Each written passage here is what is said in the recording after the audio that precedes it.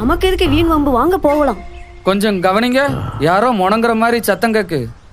ஆமா.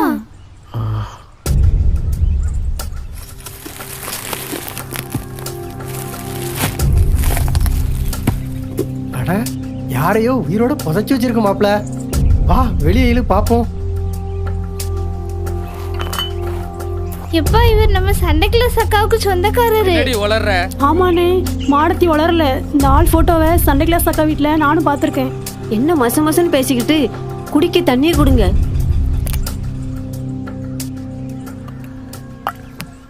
ஐயா, உங்க வீடு எங்க இருக்கு? மாப்ள தூக்கு, ஒரு ஆட்டை பிடிச்சி சண்டையில சாக்கா வீட்டுக்கே கொண்டு போயிருவோம். எனக்கு இதான் சரின்னு படுது. பார்த்து இடிச்சிடாம. கைய மடக்குங்க. எசக்கி, நீயும் ஆட்டோல ஏறு.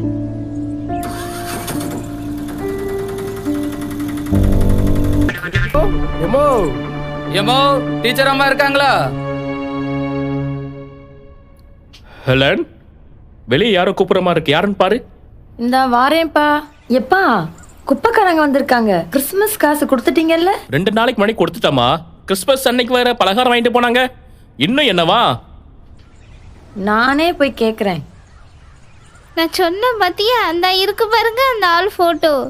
என்ன எல்லாரும் பெரிய கூட்டமா வந்திருக்கீங்க? அம்மா, அவங்க சொந்தக்காரர் ஒருவர் குப்பைக்குழியில அடிபட்டு கிடந்தாங்க. என்னது? ஏன் சொந்தக்காரரா? என்ன உளறீங்க? ஏமா, அந்த போட்டோல இருக்காங்க பாருங்க அந்த ஆளு. என்ன பேசுறீங்க எல்லாரும்? இப்ப அந்த ஆள் எங்க?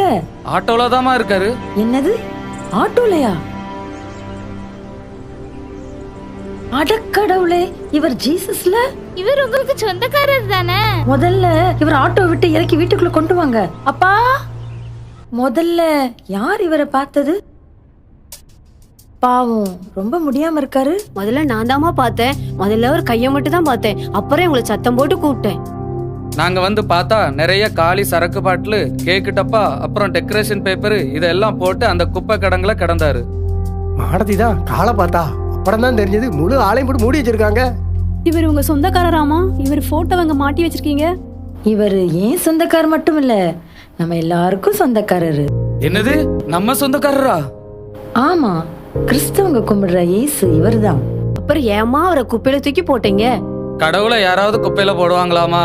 நீங்க கேக்குறது ரொம்ப நியாயமானதுதான். கிறிஸ்து பிறப்பை கொண்டாடுற கிறிஸ்தவங்களாலதான் அந்த கிறிஸ்துவே அவமானப்படுத்தப்படுறாரு. குடிக்கிறது, கும்மாளம் அடிக்கிறது, திங்கிறது தான் கிறிஸ்துமஸ் நினைக்கிறாங்க.